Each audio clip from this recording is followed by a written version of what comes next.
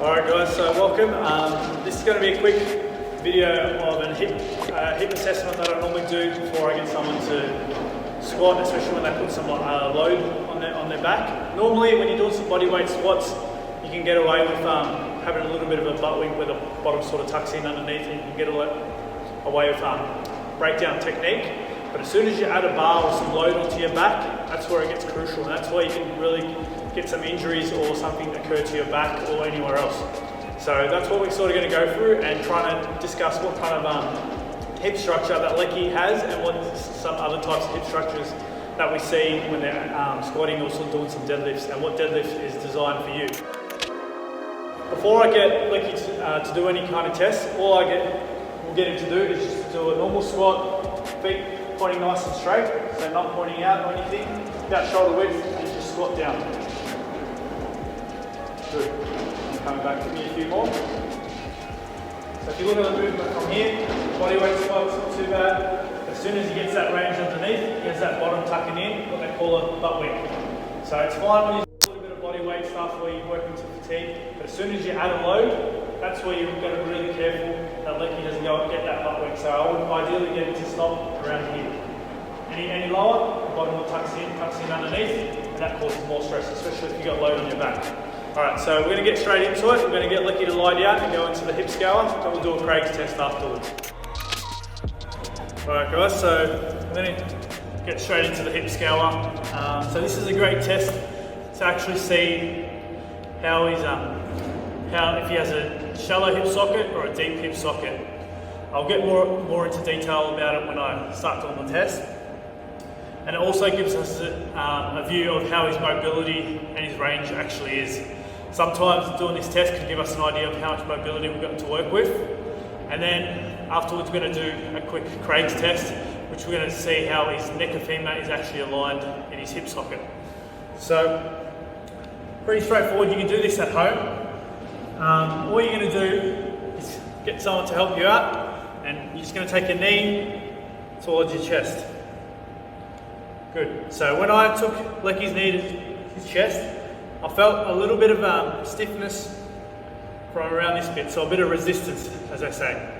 But his range can go up to here. So what you want to be looking for is how far can you get his knee towards his chest before you feel that restriction, you can't get any further, or you see his back sort of curling up. Okay? So, because ideally when you're squatting or you're doing a squat with the barbell, if you want to get that extra range, what will happen is you'll get that range and this will start to lift, and that's where that butt wink sort of occurs. So Lecky's range is alright. I would say it's mediocre. Unfortunately, Lecky wouldn't have an arse to grass squat unless he elevated, got some heel lifters on his shoes to get a little bit deeper, but just normally his range is about there, just below parallel. And we noticed that when he did his bodyweight squat, because when he went to go a little bit further, his bottom just tucked in underneath, and especially if you put a load on the bar, that can cause some serious issues. Alright, but what we can also test out while we're doing this, we can take his knee out to the side. And we notice we can get a little bit more range. If we push his knee a little bit further out, and we took it out to the side away from his body, it's a bit more range. So when he's squatting, I would highly encourage him to go a little bit about shoulder width or a little bit wider, because that's where he can get a bit more range. And we can also play around while we're here, bringing his feet out, pointing his feet out a little bit. And how's that feel? Really tight. So that's tightness. So we wouldn't go too far out with his feet at the moment. And then what we do, we go onto the other side and compare.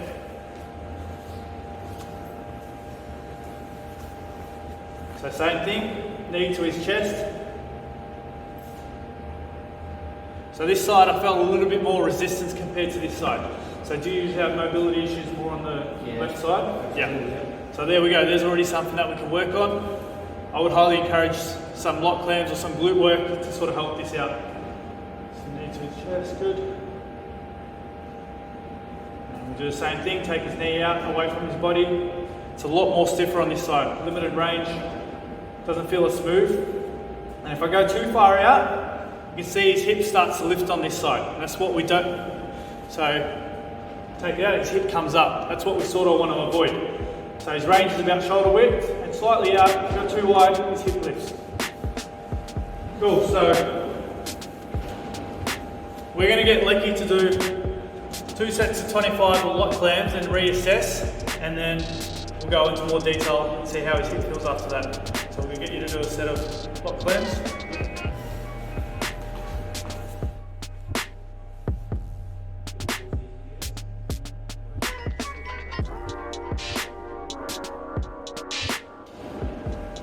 So as you've probably seen in my Instagram videos and stuff, and all my blog posts, lock clams are a great exercise we learned from Andrew Locke. A little bit different to the normal clams, a lot more glute based. So all Lecky's going to do is lift up his knee. So if you want more details on how to actually complete the lock clams, you can check out our blog posts and my videos on Physio Technician to see how the lock clams is actually completed.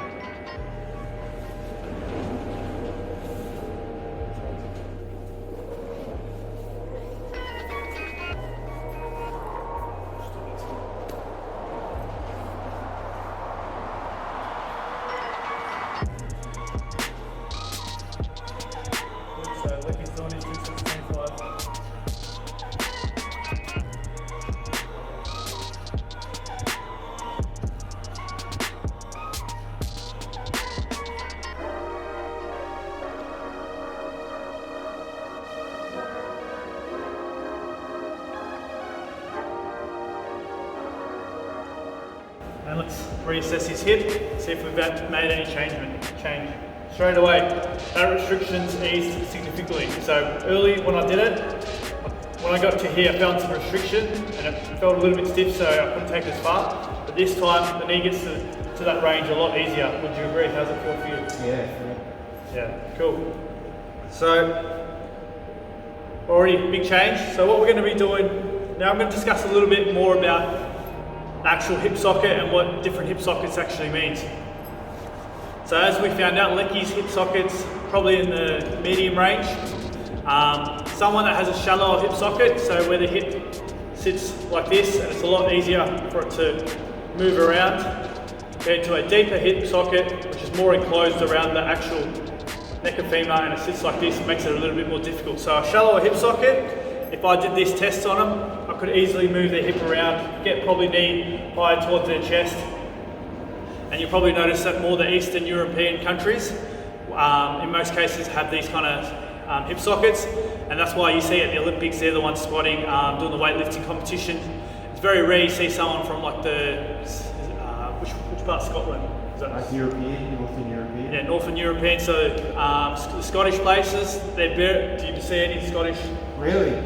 Yeah, they're not really doing the weightlifting competition because they got, as they call it, the Celtic hip. So that's the deep hip socket we're talking about. So when you get in their range, that's pretty much it. I can't go any further, and I try and go a little bit further, out away from the body, and get stuck there, and then it's bang. It's pretty much like a square. So unfortunately for them, their range is just parallel or just above. So that's why they're a lot stronger when they're doing the standing up activities compared to our weightlifting.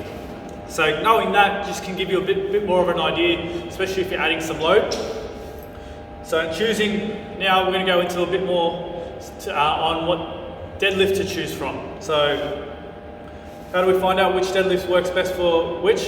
In most cases, the women prefer a bit more of a sumo, but we're going to do the test on Lecky. So how do we work it out? Same thing, you're going to take the knee towards the chest, and as you take the knee away from the body, if someone is a sumo deadlifter, their knee would keep going further, closer towards their chest as we go away. So the hip would be sitting like this. But for Lecky, it's very similar range. So I'd go more the conventional deadlift for it. He can choose between the conventional or a sumo, but conventional will probably be more suited. But someone that has a Celtic hip, as they say, sumo would be very, very difficult for them, because if we took it out wide, it just doesn't move. And especially if when their stance wider, their hip will be jamming up inside the hip socket and it will be causing pain. So just to touch on again, if I take his hip out, someone sumo deadlifter, the knee would go a lot further, closer towards the chest as I went further away from their body. But for Lecky, he could choose, but I'd probably prefer the conventional deadlift. Alright, so that was a bit of an overview of the hip scour test. So now I'm going to do another test to sort of add on top of what we're learning, the Craig's test. So this will actually give us more of an idea of the actual anatomical structure of our neck of the femur, so what the thigh, the leg bone, how it actually sits inside the capsule, the acetabulum. So there's mainly two types that we want to look for, is the antro version and then we've got the retro version. So I'll get in more detail. So how to find that out, we're just going to have a look at the range. So we do internal rotation, so this is the external rotation of the hip. So, and then we're going to do internal rotation, so bring in, so very limited down this way. Okay, cool. And then we compare sides.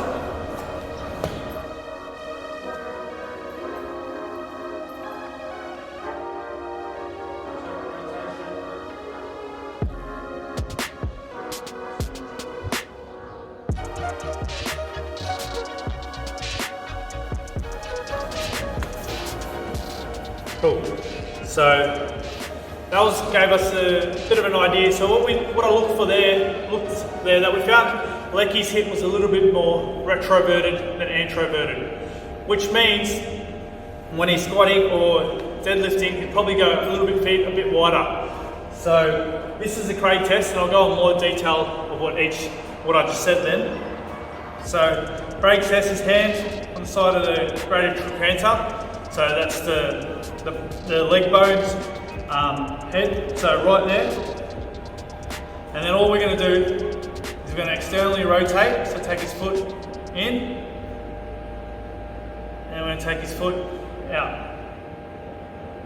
Okay. So what I'm trying to feel for is where I feel the most prominence, so where I can really feel the bone sticking into my hand.